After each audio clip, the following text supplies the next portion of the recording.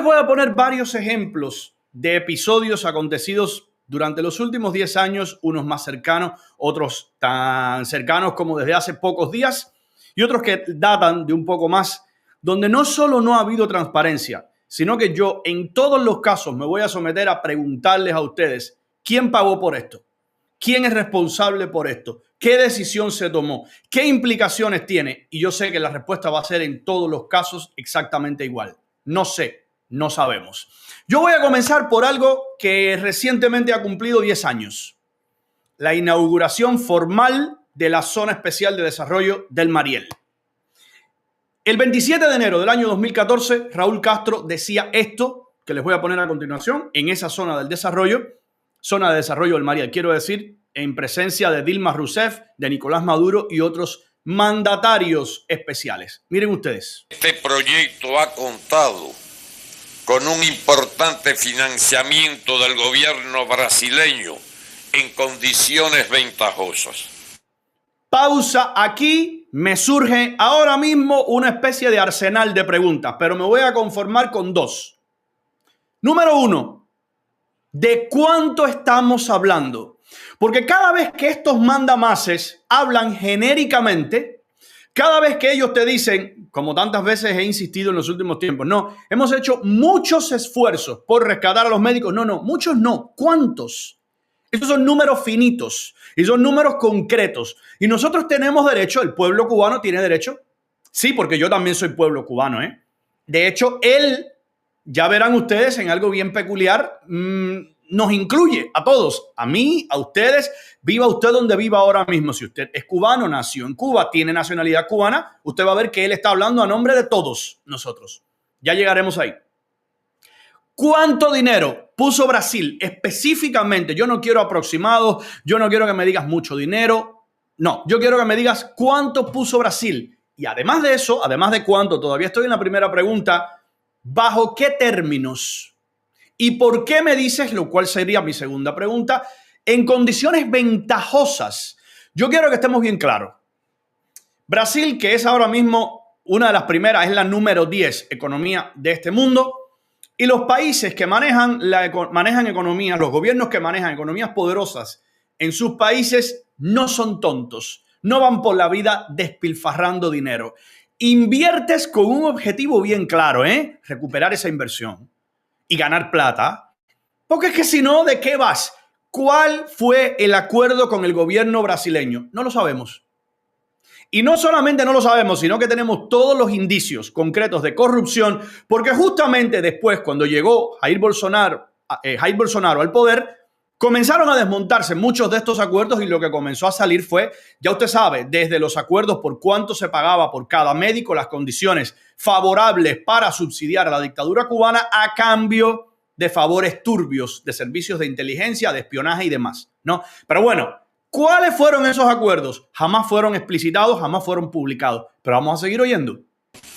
Que se inició bajo la presidencia de Lula y que ha resultado de gran ayuda para construir no solo la terminal de contenedores, sino otras obras de infraestructuras como carreteras, redes, líneas férreas y el dragado de la bahía. Nunca una inversión de esta magnitud viene por bondad. Nunca viene por nobleza, por buenismo, por amiguismo. Esto es capitalismo puro y duro. Aquí estamos hablando de muchos millones de dólares que los brasileños no son estúpidos. No es, vamos a regalarte este dinero. ¿Cuál es el acuerdo y qué va a implicar para el gobierno cubano, para ustedes mismos y qué implica para el pueblo cubano? Jamás se supo, ¿verdad? Ya verán ustedes. Aprovecho la oportunidad. Mira, Evo Morales estaba ahí. Yo recordaba que estaba Dilma y recordaba a Maduro. No recordaba que estaba todavía Evo Morales. Para en nombre de todos los cubanos. Yo tengo autoridad para hablar, ¿verdad? Usted que vive en Sri Lanka pero que es cubano, usted que vive en España, que vive en Canadá pero es cubano, tenemos derecho a exigir. En nombre de todos los cubanos. En nombre de todos los cubanos. Manifestar a la presidenta Dilma Rousseff el profundo agradecimiento por su contribución solidaria en la ejecución de un proyecto trascendental para la economía nacional. Yo quiero que estén claros de algo. Este es el tipo de episodios que a los países les cuesta muchísimas veces sangre, sudor y lágrimas. ¿Por qué lo digo? Porque cuando no hay transparencia, cuando usted no sabe en lo que se está metiendo, es como si yo hubiera firmado un contrato ahora mismo, como si yo hubiera firmado, mira, el mortgage, la hipoteca de mi casa con el banco a ciegas.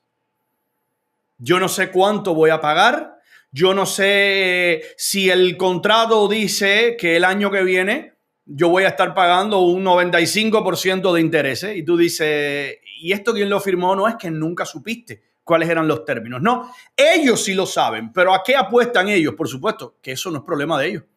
Eso no lo van a pagar ellos. Los términos, las décadas, lo que implique este tipo de acuerdo, no lo van a terminar pagando ni lo van a terminar sufriendo ellos. Así que, ¿por qué tendría que importarles? ¿Verdad? Esto fue, repito, 27 de enero de 2014. Vamos a ver, pocos meses antes de que se cumplieran los 10 años, que se cumplieron, por supuesto, en enero del 2024, vamos a ver cómo estaba diciendo ya la directora justamente de esta zona especial, cuál era el proyecto y cuáles eran las perspectivas que estaban mostrando. Usted diría, ¿ha resultado? ¿Esto ha resultado? ¿Esto ha sido, digamos, próspero? Esto fue el 6 de septiembre, lo que les voy a poner a continuación, 6 de septiembre de 2023. Por eso les decía unos meses antes de cumplirse los 10 años. Miren las declaraciones. Nosotros hoy podemos exhibir otros resultados en materia. Su nombre, en efecto, es Ana Teresa Igarza Martínez, la directora general de la Zona Especial de Desarrollo de Mariel. Oigan lo que ella decía en septiembre del año pasado. Nosotros hoy podemos exhibir otros resultados en materia de inversión extranjera que no son superiores debido a el recrudecido, renovado y agresivo bloqueo de los Estados Unidos de Norteamérica contra Cuba, que afectan el establecimiento de negocios, sobre todo por leyes como la ley del Burton, que amenaza a los inversionistas y además de amenazarlos, los puede llevar a los tribunales por establecerse en el tribunal. O sea, te estoy adelantando, la cosa no ha salido como esperábamos, la cosa no ha florecido como esperábamos, en consecuencia vamos a culpar, vamos a echar mano de la vieja confiable, ¿no? La carta que tenemos lista ahí. Creas un megaproyecto que tiene inversión por sumas que no conocemos, que no has informado con transparencia. Cuando las cosas comienzan a salir muy mal, ¿a dónde vamos? A la misma de siempre. Eso fue en septiembre, pero vamos a ver ya ahora este año, en enero de este año, justamente cuando se cumplieron los 10 años, lo que decía ella con respecto a cifras concretas. Las cifras específicas de cuántos negocios en 10 años tú habías logrado atraer, cuántos estaban directamente invirtiendo y cuánto le estaba, para que entiendan, muchos de los negocios, mucho del capital que se logró atraer hacia la zona especial de desarrollo de Mariel era justamente para invertir ahí. Ahora, esto tendría que tener un impacto directamente en la economía cubana, ¿no? O sea, no es solamente invertir ahí, no, es que de ahí se derive producción, de ahí se derive comercio, de ahí se deriven empleos y que esto tenga un verdadero impacto en la economía del país. Vamos a ver lo que decía esta misma dama entonces a inicios de este año, en enero, cuando se cumplieron 10 años justamente de esta inauguración. Escúchenla. Los usuarios como la zona estamos exponiendo los resultados alcanzados en estos 10 años, al tiempo que continuamos promoviendo la zona, realizando negociaciones para la inserción de los productos que se producen en la zona especial. Continuamos avanzando en la captación de nuevos negocios. Hemos captado aproximadamente un poco más de 3.300 millones de dólares en inversión, de los cuales más del 50% se encuentran ya dentro de la zona operando, es decir, que ya fueron invertidos. Para que tengan una perspectiva, 3.300 millones en 10 años es una cifra tan ridícula que muchos analistas desde el principio, economistas, hablaron de aproximadamente 6.000, entre 5 y 6.000 millones al año captar inversiones por alrededor entre 5 y 6.000 millones de dólares al año para que tuviera un impacto verdadero en el Producto Interno Bruto de Cuba, o sea, que la economía cubana se sintiera, ¿no? El influjo, los esteroides que llegarían. 5 y 6 al año y han captado 3.300 en una década. Ya eso les da una idea de la magnitud del asunto, ¿verdad? Dando negociaciones para la inserción de los productos que se producen en la zona especial. Continuamos avanzando en la captación de nuevos negocios. Hemos captado aproximadamente un poco más de 3.300 millones de dólares en inversión, de los cuales más del 50% se encuentran ya dentro de la zona operando, es decir, que ya fueron invertidos y además de ello garantizamos un grupo de productos importantes para la población y el resto de la economía nacional. Como siempre, términos muy genéricos, ¿verdad? ¿Cuál es el compromiso? ¿A qué te comprometes tú como administrador de esta zona, como regente de esta zona, como general manager, lo que sea? ¿Cuál va a ser el plan? ¿Cuál va a ser el proyecto? Nada de eso se conoce. Tarea pendiente también para el futuro. Cambiando de tema, pero quedándonos justamente dentro de esta línea argumental, ¿no? El 6 de mayo del 2022, ustedes recordarán, fue un año fatídico, terrible en cuanto a las tragedias en Cuba. Se perdieron muchísimas vidas, hubo episodios inolvidables desde el punto de vista de lo trágico que fueron. Y sobre todo, una de las aristas de esas tragedias que ocurrieron en el año 2022 es que hoy, poco más, poco menos de 2 años después, tampoco tenemos explicaciones. Sabemos el resultado fatal, pero no sabemos el quién, el cómo, ni los porqués. 6 de mayo de 2022, ustedes lo recuerdan muy bien, yo también, nadie lo va a olvidar jamás. Explosión del Hotel Saratoga. Vamos a hacer este breve recuento. Las causas de esta explosión en pleno centro histórico de La Habana siguen incógnitas después de 1 año y 47 muertos. Este recuento fue al año, o sea, en mayo del 2023. Y por supuesto este es una cooperación entre Grupo Milenio y la agencia EFE. Las causas de esta explosión en pleno centro histórico de La Habana siguen incógnitas después de 1 año y 47 muertos, entre ellos una española. El informe oficial de lo sucedido está todavía pendiente de publicación. Sigue pendiente de publicación. Todavía hoy, si yo le pregunto a usted, como le dije al inicio de este segmento, ¿quién o quiénes fueron culpables? Pero culpables no significa parqueaste el camión un poquito más cerca o un poquito más lejos, porque siempre lo que hacen es culpar a un muerto. Desgraciadamente hicieron lo mismo con los pilotos del avión siniestrado, los que no se pueden defender.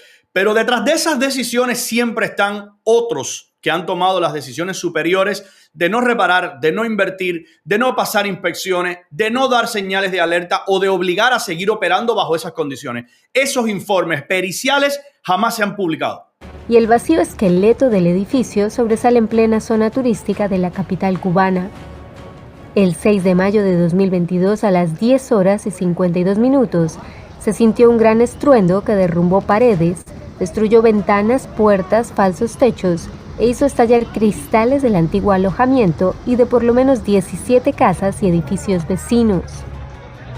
La explosión ocurrió cuando un camión cisterna cargado con más de 11.000 litros de gas licuado estalló por una fuga de combustible a las puertas de la instalación hotelera en el momento que la abastecía, según explicaron las autoridades. La reapertura al público de el Saratoga, un lujoso 5 estrellas que figuraba en la exclusiva planta de la cadena hotelera estatal Abaguanex, sería solo 4 días después, pero la emergencia lo frenó todo. ¿Quién pagó por estos 40 y tantos muertos? ¿Quién fue a la cárcel? ¿Quién perdió su puesto porque no haya cometido ningún crimen, ningún delito, pero haya sido eventualmente irresponsable a cierto nivel? ¿Quiénes fueron tronados? ¿Quiénes fueron responsabilizados? ¿A dónde fueron a parar las culpas? ¿Usted lo conoce? Yo no lo conozco. Y por más que haces un sondeo o una investigación, no existe. Y estamos hablando de los sucesos que han logrado captar la atención internacional. Esto fue noticia planetaria, por supuesto.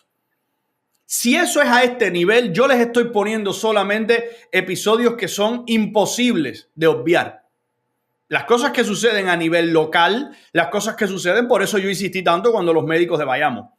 Si usted no grita, niño que no llora, no mama, ¿verdad? Si usted no grita, nadie se entera y entonces hay mucha menos información. Esto fue, repito, 6 de mayo del 2022. Todavía estamos esperando informes, causas, responsabilidades, dirimir quién estuvo detrás de todo esto. Bien, 5 de agosto del 2022, por eso les decía que el 2022 tuvo una cantidad de episodios terribles, traumáticos, que nadie va a olvidar jamás, ¿verdad? El 5 de agosto del año 2022, les decía, supuestamente cayó un rayo, digo supuestamente porque al no existir informes oficiales, periciales, verificables de forma independiente, hay que creer en lo que te dicen los mentirosos. Hay que creer en lo que te dicen precisamente aquellos que jamás confirman nada ni permiten investigar más allá de lo que ellos tocan, ¿no? Pero bueno, 5 de agosto del año 2022, supuestamente un rayo cayó en la base de supertanqueros de Matanza, ocasionando el mayor incendio de la historia moderna de Cuba, donde también se perdieron vidas muy valiosas. Vamos a recordarlo. Imágenes en este minuto de esta llamarada, parece que hay una explosión. Este lunes, como a la 1:30 de la tarde, cubanos en toda la isla vieron estas imágenes en la televisión cubana en vivo.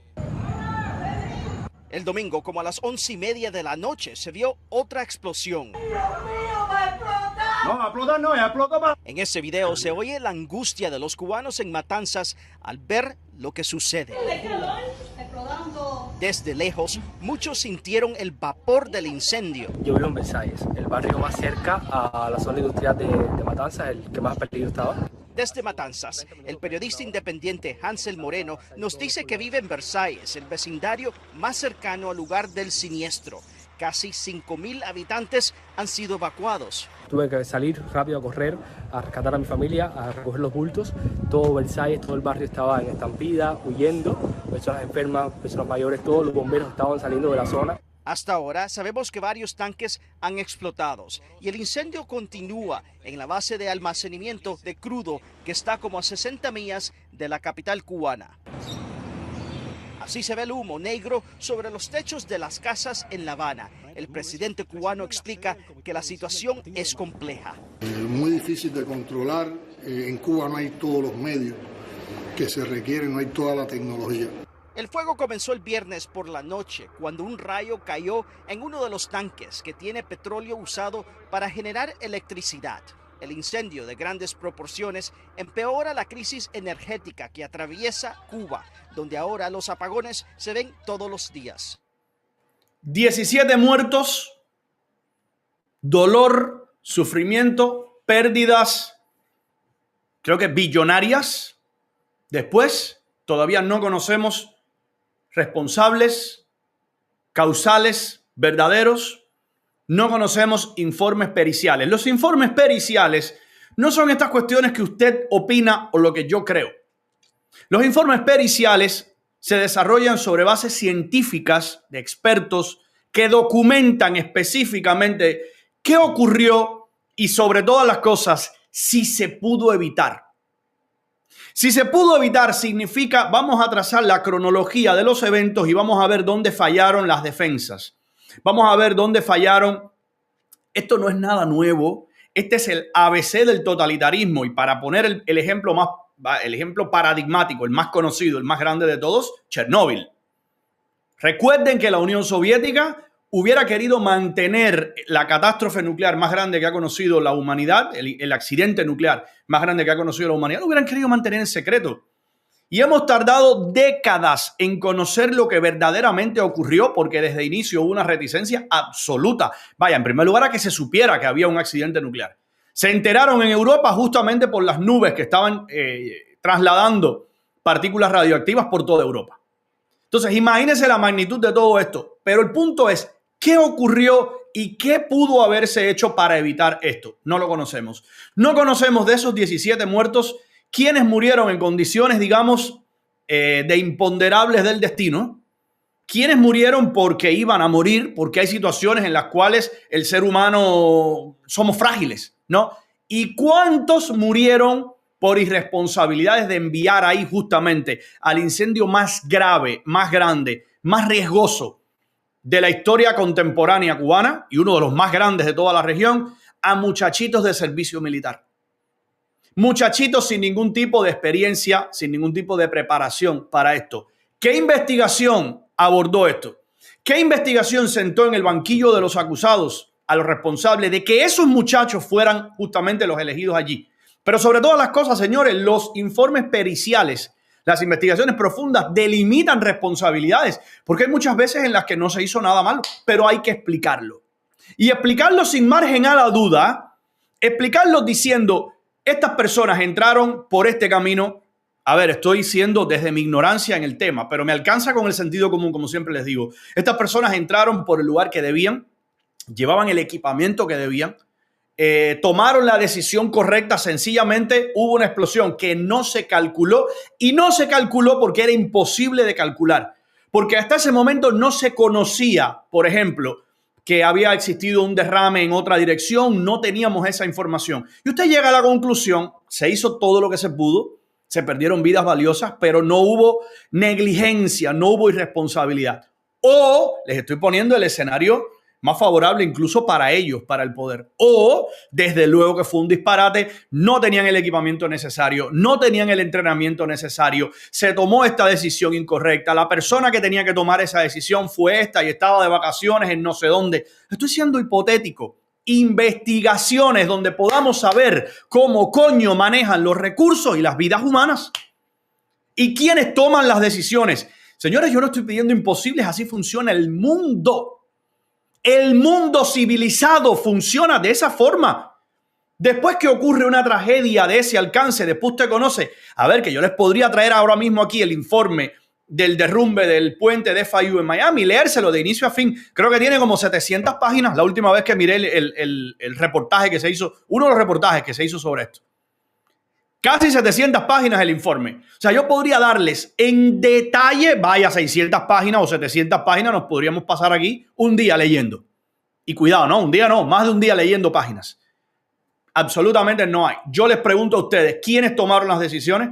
¿Quiénes pagaron por eso? ¿Qué demandas hay al respecto? ¿Qué exigencia de transparencia? No existe. No sabemos por qué explotó Saratoga, no sabemos las causas y responsabilidades del accidente en la base de supertanqueros de Matanzas y les estoy poniendo, mire por dónde he comenzado, zona especial de desarrollo del Mariel, voy haciendo este recorrido. Perfecto, seguimos porque sí, por supuesto que hay más y voy a utilizar ahora mismo esa frase recurrente con toda intención. Hay más, por supuesto que hay más. Y ya sabe usted a dónde voy, ¿verdad? Sí. 7 de septiembre del 2023, hace muy pocos meses. 7 de septiembre, calcule la fecha. Apareció un individuo al cual ustedes le experimentan una simpatía profunda, ¿verdad? Con su camisita verde-azul en televisión nacional. Apareció, repito, esto es el 7 de septiembre del 2023, a explicarle al pueblo cubano qué estaba pasando con esas denuncias de que el ejército ruso estaba reclutando a jóvenes nacionales cubanos para pelear en una guerra en la que Cuba no tiene nada que ver. ¿Cómo se llama ese delito? Mercenarismo, ¿verdad? Eso está recogido en el Código Penal cubano con sanciones gravísimas. Ahí todos nos sentamos, miramos y dijimos, perfecto, vamos a ver entonces cuál es la explicación. Vamos a ver quiénes están detrás. Vamos a ver las exigencias de explicaciones a Rusia. Vamos a ver cómo ha ocurrido todo. Sí. Porque esto no es que existió un grupo de personas que se robaron un bote, se fueron y se hundieron en el mar. No.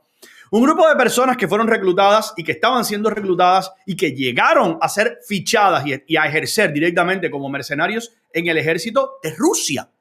O sea, aquí hay dos partes, ¿no? Están los reclutados y están los que incorporan a esos reclutados en su ejército. Vamos a escuchar un fragmento de la explicación. Recientes, el Ministerio de Relaciones Exteriores de la República de Cuba afirmó que se han neutralizado actos para alistar a cubanos residentes en el país con el fin de participar en acciones bélicas en Ucrania. Las investigaciones están en curso y fuimos en busca de más información. Las investigaciones están en curso y ellos fueron en busca de más información. Ahora usted dice, perfecto, yo voy a saber quiénes, cómo, cuándo, por qué, cuáles son los nexos, cuáles son sus nombres, sus identidades, lo sabremos, ¿verdad? Vamos a ver. En torno a estos hechos se han detenido hasta el momento 17 personas, de las cuales una de ellas es la organizadora interna de estas actividades. Es la responsable de organizar internamente la actividad, apoyándose en otras dos personas, igualmente residentes en el país, que son los que buscan a los cubanos, a las personas, a los nacionales interesados en alistarse e incorporarse a este conflicto bélico. Ya aquí la matemática comienza a dejarnos preguntas y dudas, ¿verdad? 17 detenidos. Uno o una de estas personas es la cabecilla, que se apoyaba en otras dos. O sea, la matemática me dice que son 3 personas de las cuales me estás hablando. Los otros 14 detenidos, ¿quiénes eran? ¿Qué hacían? ¿Cuáles eran sus funciones? ¿Eran los posibles reclutados? ¿Eran facilitadores? ¿Eran intermediarios? ¿Quiénes eran? Yo no quiero imaginarme nada. Yo no quiero, es que incluso a los amigos del chat, yo no quiero sugerencias. Yo no quiero que te digan, esos seguros que eran esto. Yo no quiero eso, porque eso lo puedo hacer yo, eso lo pueden hacer ustedes. Yo quiero datos, facts concretos. Yo quiero transparencia real. ¿Quiénes? Bueno, 17 personas. El reportaje por supuesto que fue mucho más largo, bla, bla, bla, y hacían y hemos pedido explicaciones. En la concreta, esa era la única cercana sustancia que tenía el reportaje. Y después, el resumen. Las investigaciones aportan las pruebas que están basadas en hechos concretos y de acuerdo a la legislación nacional se actúa y se enfrenta el fenómeno. Las autoridades afirman que las investigaciones no han concluido. Hasta el momento se confirma que los implicados actúan con plena voluntad y convicción de sus actos y consecuencias. Tal como declarara el Ministerio de Relaciones Exteriores, Cuba está procediendo de manera enérgica contra quien desde el territorio nacional participe de cualquier forma en actos de esta naturaleza. Punto final. 17 detenidos. Una de estas personas cabecilla se apoyaba en otras 2, 14 que no sabemos. Estas personas actuaban en perfecto conocimiento de sus facultades o dominio de sus facultades. Se está investigando. 7 de septiembre de 2023. Hoy estamos a 9 de abril del 2024. Seguimos esperando respuestas, soluciones, comunicados, emplazamientos, condenas enérgicas, como Bruno Condenator, que condena enérgicamente a Rusia por haber alistado a ciudadanos cubanos. No solamente no ha ocurrido, sino cada vez tienen mejores relaciones con Rusia. ¿Por qué hace falta transparencia en esto? Porque lo que todos sospechamos, lo que todos nos olfateamos, lo que es bastante obvio. Pero fíjese que yo no quiero sacar conjeturas, yo no quiero formular conjeturas. Yo no quiero especular, eso es lo que nos toca hacer siempre.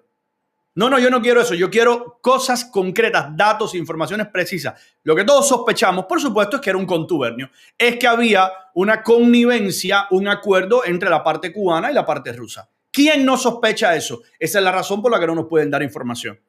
Pero aún así, un vertico o un bretico o un puerquito, como le dicen muchos de ustedes, yo no quiero conjeturas. Yo quiero las explicaciones sobre la investigación que tú dijiste que estaban llevando a cabo. Miren cuántos meses han pasado, 0 información al respecto.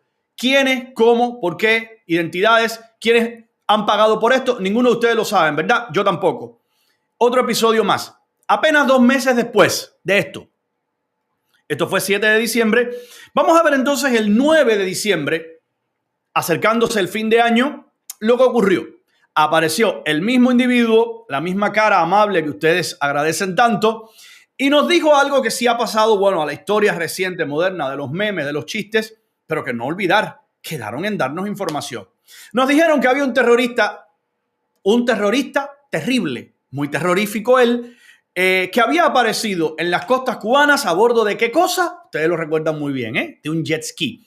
Después nos hablaron de otros conspiradores, de un tal Mickey Terrori.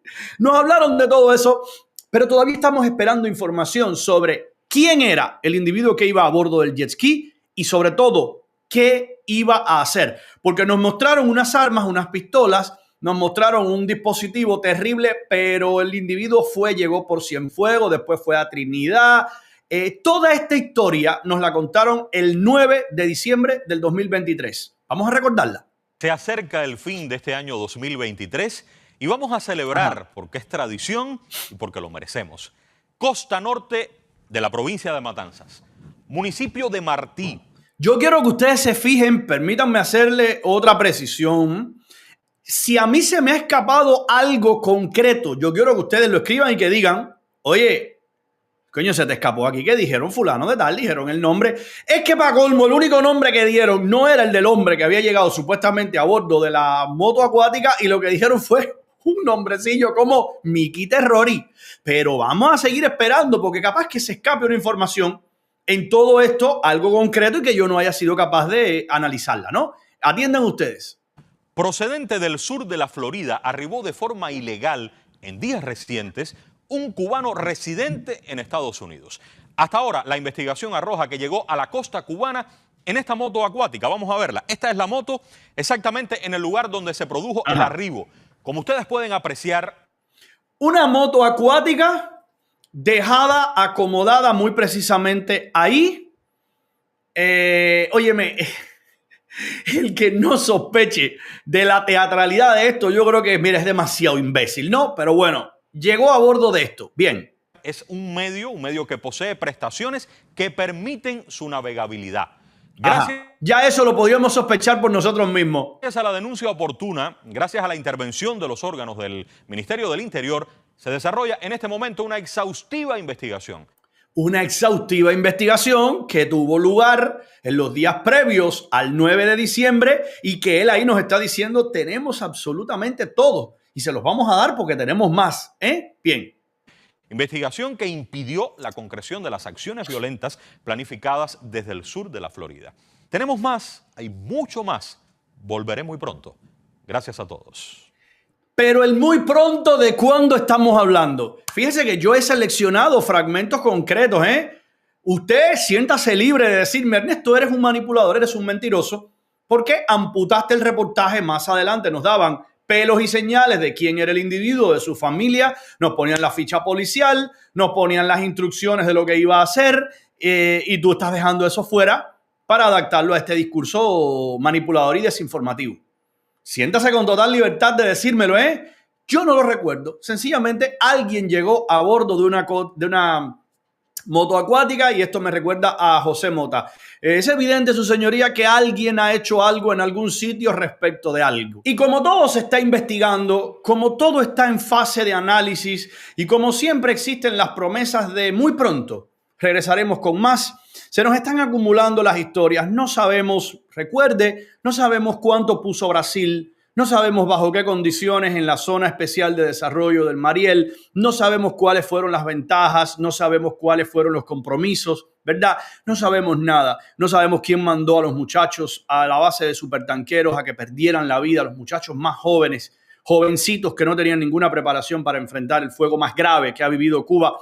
Digo, en su historia contemporánea siempre deja uno un margen, ¿no? Pero probablemente haya sido en toda su historia el más feroz, el más peligroso. No sabemos quién fue el causante de la muerte de tantas vidas en el Hotel Saratoga. No sabemos quién apareció en un jet ski. No sabemos quién ha intentado destruir, quién ha intentado conspirar. No sabemos quién lanza cócteles Molotov que ellos denuncian todo el tiempo. Pero, por ejemplo, muy recientemente, el pasado 9 de febrero, no se informaron a la opinión pública internacional y a los cubanos que residen ahí dentro que un cargamento de nada más y nada menos 133 toneladas de pollo, los que habían sobrevivido o los que morirían después, entre las 400.000 gallinas que según Edmundo García se ahogaron en Artemisa, no cuentan en este número, ¿verdad? Ya estos estaban congeladitos y listos para ser almorzados.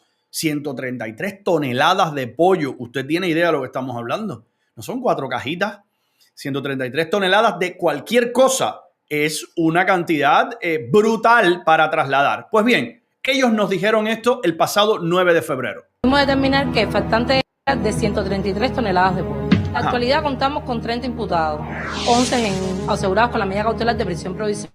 30 imputados, 11 asegurados con medida cautelar, 30 presos en la práctica por robarse 133 toneladas de pollo. A partir de los resultados de la investigación, preliminarmente podrían tipificarse delitos de malversación, robo con fuerza, cohecho, incumplimiento del deber de preservar los bienes de entidades económicas o receptación, y la solicitud de las sanciones pertinentes podrían ascender con penas máximas de hasta 20 años de privación de libertad.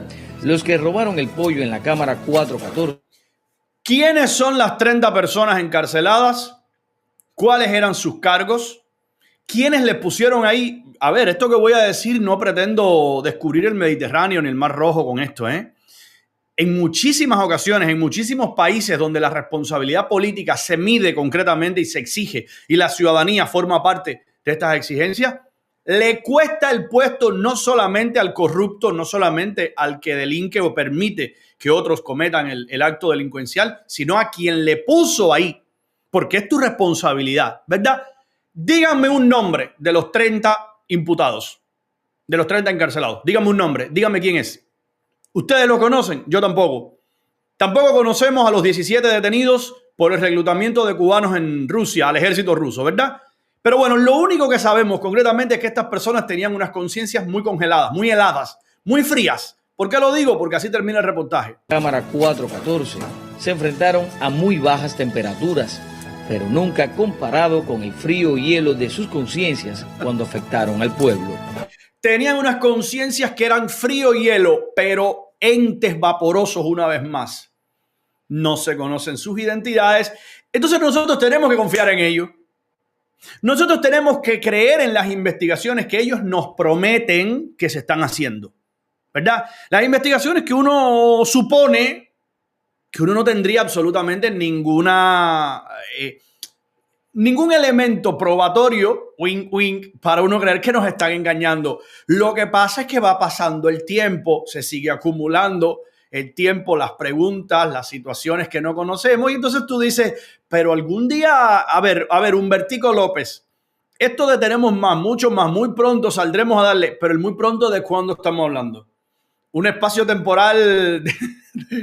¿Cuál es la franja, hijo mío? ¿Por qué? Digo yo que te hemos dado margen, ¿no?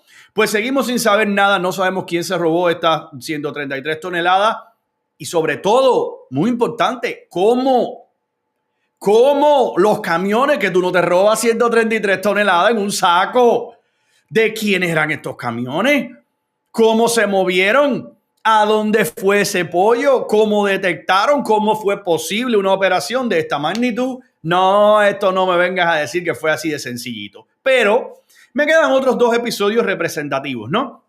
2 episodios que yo creo que forman parte, si me preguntas a mí, yo creo que son los más escandalosos en cuanto a la información o a la no información, en cuanto a la falta de transparencia. Usted puede elegir otro y, por supuesto, yo les dije que les iba a poner 8 episodios. Desde luego que podemos poner un ceremillal. Les dije, me voy a concentrar más o menos en la última década. Se quedaron episodios y se quedan muchos más fuera. Estos fueron los que fui documentando ahora. Pero estos 2 que les voy a poner, yo diría que son mis favoritos porque implican 2 cosas. Número 1, implica la complicidad de la ciudadanía. Implica la complicidad bovina, carneril, perruna, coño, de un grupo de personas que saben perfectamente que tienen la obligación de exigir, que tienen la obligación de pedir respuestas y no lo hacen. Me estoy refiriendo en particular, por ejemplo, a los asambleístas, los diputados a la Asamblea Nacional, los parlamentarios, que aparecen a decir estupideces, que aparecen a respaldar con manitos levantadas y jamás a decir, óyeme, ¿dónde está la explicación de esto? No, tú tienes que responderme por esto. Tú tienes que explicar. Mire, yo le voy a decir una cosa. Tú puedes sentir toda la simpatía y la empatía hasta un punto. Si de repente comienzan ahora a circular por ahí evidencias de que este que está aquí es un, qué sé yo, depredador de niños o es un ladrón en serie, los primeros que van a analizar esto van a ser mis familiares. Y van a decir, ¿estas son acusaciones estúpidas o evidentemente aquí hay sustancia? Y cuando la cosa sea complicada, quien primero me va a pedir explicaciones va a ser mi esposa. Susana me va a sentar y me va a decir, aclárame esto porque yo no quiero compartir alcoba con un individuo que ha cometido ese tipo de crímenes. O sea, ¿esto es real? En algún punto usted tiene que decirle al poder o tiene que decirle al implicado o al sospechoso, vamos a hablar de esto, ¿verdad? A menos que sencillamente todos ustedes formen parte de lo mismo. Bien, el 17 de febrero, sábado, si la memoria no me falla, o viernes, sábado o viernes 17 de febrero, puede haber sido sábado. Vamos a buscarlo para no estar hablando desde la nada. Calendario, vámonos a febrero, 17, sábado, en efecto. El sábado 17 de febrero comenzaron a circular por Telegram las primeras fotos, 2 fotos en particular, de uno de los 2 médicos cubanos presuntamente muertos en un bombardeo con drones de Comando Africón, Estados Unidos, en África. La información decía que habían muerto el día 15, 2 días antes. O sea, desde el 15 de febrero perdieron la vida 2 médicos que desde el año 2017 habían sido secuestrados. Mire cuántos años estamos hablando. Han pasado todos estos años sin que sepamos, número 1, qué se estaba haciendo, qué no se pudo lograr, cuál era el punto en el que estaban las negociaciones, con quién estabas intentando negociar, quién se había negado, quién había formado parte, qué esfuerzo se estaba haciendo. No podías dar todos los detalles, lo comprendemos, todos, absolutamente todos. Hay algunos que no los puedes dar porque están en curso, pero todos aquellos que ya se descartaron porque no se podían, la ciudadanía merece saberlo. La opinión pública, sobre todo del país, de los cubanos, merece saberlo. Cero información. Pero no solamente eso mientras estuvieron vivos. Estamos hablando de que 17 de febrero informó, señores, que esto parece... sería risible si no fuera una cosa tan trágica y tan dura, ¿verdad? Que tenga que aparecer un comunicado de Al-Shabaab, de un grupo terrorista, sin código, sin moral, sin ética. Coño, pedirle ética a un grupo terrorista ya está un poco cabrón, ¿no? A informar, oye, tus ciudadanos murieron y demás y demás. Bien, 17 de febrero. ¿Hoy estamos a cuánto? Una vez más, 9 de abril. ¿Qué pasó con esos médicos? Cero información. Pero no eso. El 14 de marzo, mire cuánto después, mire cuánto, estamos hablando de casi un mes después, porque la información se dio el 17 de febrero, pero que habían muerto el 15 de febrero. O sea, el 14 de marzo, un mes después, sale en cámara Bruno Rodríguez Parrilla en la mesa redonda y en el último segmento de su larga intervención dice esto. Provoca, por supuesto... Perdón, me acabo de dar cuenta de que tuve un lapsus mental. 2019, 5 años casi llevaban los médicos secuestrados. Sí, no sé por qué, me hice de cuenta que estábamos todavía en el 22. Me quité 2 años de vida a ustedes y a mí. 2019, casi 5 años secuestrados. El que nosotros mantengamos una intensa gestión y una intensa atención. Parte de ella fue la visita del presidente de la Asamblea Nacional, compañero Esteban Lazo, en su condición de enviado especial de alto nivel para gestionar esta situación. Compartiremos toda la verdad en primer lugar, con los familiares de Acel Ilandi y también con todo nuestro pueblo, pero pido comprensión de que algunas gestiones de esta naturaleza... Nos pide comprensión de que no nos informen algunas de las gestiones que ellos han hecho. Algunas, ¿verdad? Algunas de las gestiones son muy delicadas. Bueno, dinos las otras. Algunas son muy delicadas, ¿verdad? ¿Qué hicieron? Contactar con los comandos de entrenamiento de otras fuerzas terroristas que se basan justamente en los territorios donde tenían secuestrados a los 2 médicos. Estaban intentando llegar a través de ellos. Una situación muy delicada. Ah, mira, no me cuentes esa. Cuéntame todas las demás. Ninguna. Toman tiempo, son delicadas y que es un asunto que requiere suma responsabilidad y un gran respeto, en particular con las familias de nuestro compañero. No pararemos hasta alcanzar un nivel de comprobación. ¡Ojo! Él ni siquiera se comprometió a traer los cuerpos, traer los restos. No descansaremos hasta tener un nivel de comprobación. Fíjate, un nivel de comprobación. Y sigue pasando el tiempo y sigue perdiendo toda información y sigue perdiendo toda relevancia y sigue teniendo toda la intrascendencia que familiares y que el pueblo cubano en sentido general les ha permitido a ellos dotar a este episodio que debería ser un escándalo nacional.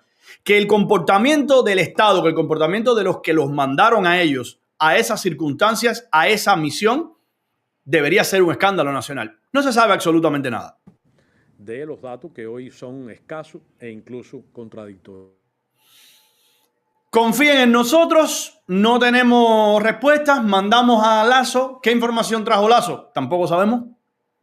Absolutamente nada sabemos. Pero yo he comenzado poniéndoles episodios de hace varios años para que nadie venga a decirme, coño, es que está siendo muy exigente, ¿no? Todavía están en rango, no van a dar ninguna explicación.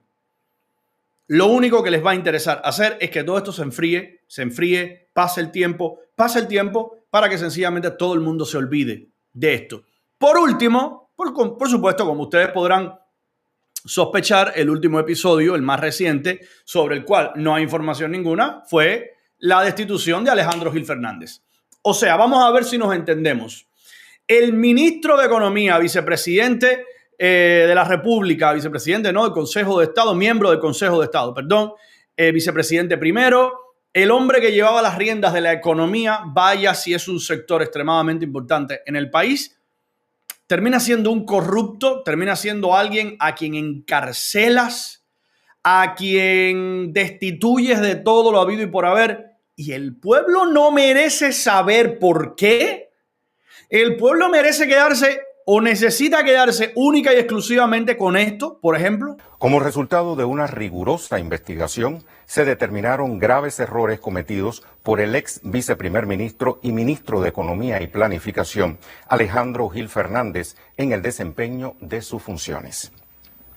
Teniendo en cuenta el nivel de verificación de los hechos y a propuesta de la Fiscalía General de la República, el Buró Político del Comité Central del Partido y el Consejo de Estado aprobaron que los órganos competentes del Ministerio del Interior iniciaran las actuaciones correspondientes para el esclarecimiento total de estas conductas.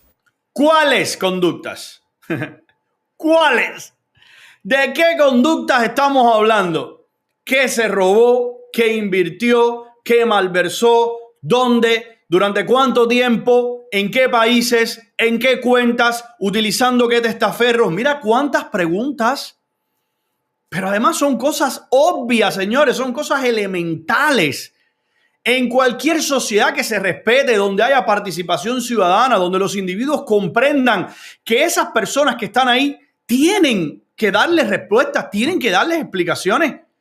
Señores, que tú reconozcas abiertamente que una potencia extranjera ha estado reclutando a tus jóvenes, que hayamos visto los videos de esos mismos jóvenes ejerciendo como mercenarios en el ejército ruso, desandando parajes remotos de Ucrania, matando gente que no les ha hecho nada, y que los cubanos, y que no aparezca un cabrón representante de nada, de ningún pueblecito, de ninguna asamblea del Poder Popular Provincial, de ninguna parte, que tenga los cojones bien puestos de salir a decir, ustedes no pueden hacer esto impunemente.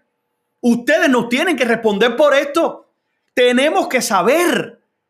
Pero ¿saben qué? Y aquí lo tengo que decir con dolor en el alma. Mientras usted siga identificando que lo único que usted necesita es electricidad y comida, lo van a tratar como un cerdo, lo van a tratar como un animal.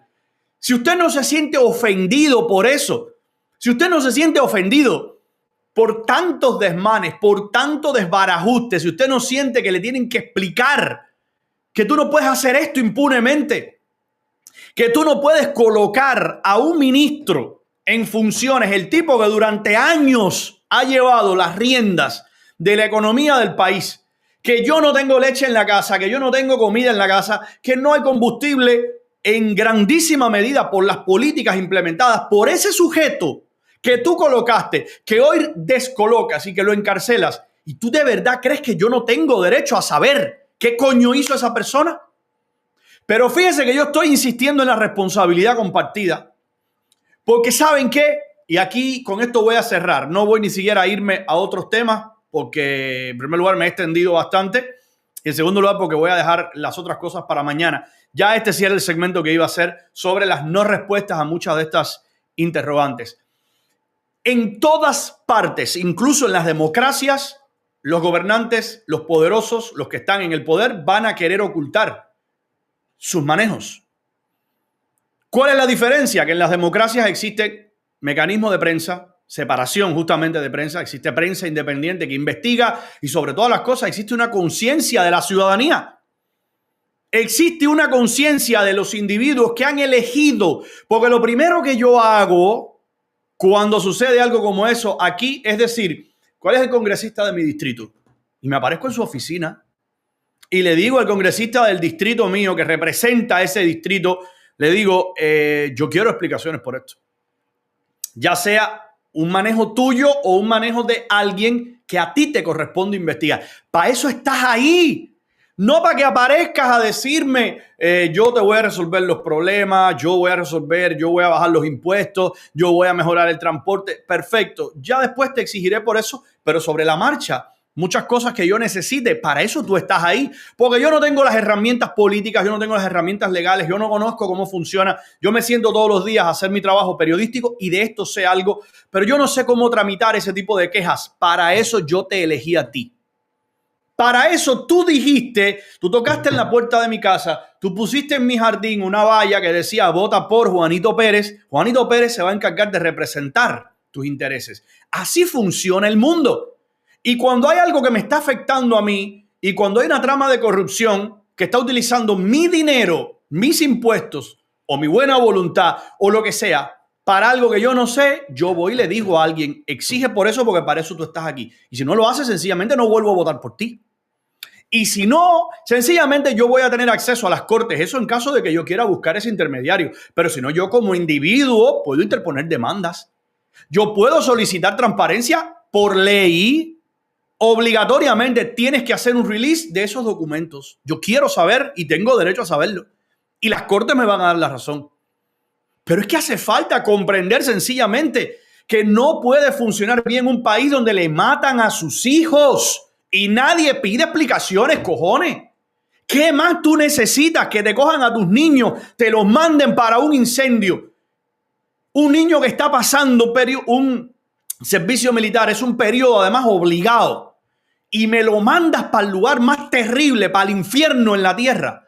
Donde, ¿sabes qué? Posiblemente también habrían perdido la vida bomberos experimentados porque era un siniestro colosal. Pero yo quiero que esa investigación exista. Porque cuando existe la investigación publicada, la podemos mirar todos, la puede mirar Ernesto, la puede mirar Juan, la puede mirar Pedro y la puede mirar el experto internacional que dice, no, espérate. Pero eso que tú estás diciendo ahí puede engañar a los 2 o 3 diputados come mierdas que tienes ahí en el Parlamento cubano, pero los que lidiamos con esto sabemos perfectamente que ese protocolo tenía todas las fallas del mundo. Sabemos que esto y esto no se hace. Esa es la razón por la cual no publican ningún informe. Pero ¿dónde están esas familias? Perdónenme ustedes. ¿Dónde están las familias de esos niños muertos en el incendio? ¿Dónde están las familias de los muertos en el Saratoga? ¿Dónde están las familias de los médicos? Callados como cobardes. Si ustedes que han perdido a sus hijos, a sus esposos, a sus hermanos, a su sangre, no tienen cojones y no tienen ovarios para decirle a los que gobiernan ese país, tienes que responder. O me tienes que encarcelar. Porque ya perdí a mi hijo, ya perdí a mi madre o a mi padre o a quien sea. Ya muy poco me puedes quitar que me importe más que eso. Si a estas alturas los familiares, los amigos, los seres queridos de esos médicos están calladitos, desgraciadamente los dejaron solos. Ustedes forman parte de los que los dejaron morir. Pero no solamente a esos, a todos los que les acabo de hacer el recuento ahora mismo. Resumiendo, en esa Cuba futura, en esa Cuba que tendrían que reconstruir, no sé si yo esté vivo, no sé si otros, no sé si yo regrese a vivir, probablemente no, lo he dicho en varias ocasiones, la transparencia, la información, la honestidad, la falta, el enfrentarse y el indignarse con la corrupción, con la manipulación y con el oscurantismo es otra cuenta pendiente, otra de las tantas cuentas pendientes. Les mando un gran abrazo, espero hayan disfrutado el programa de hoy, espero les haya servido de algo. Son temas desagradables, ¿no? Yo termino con esto caliente y es una cosa muy desagradable porque ves cómo funciona el mundo y seguir viendo cómo manejan ese país y cómo algunos permiten que los manejen de verdad es indignante. Pero bueno.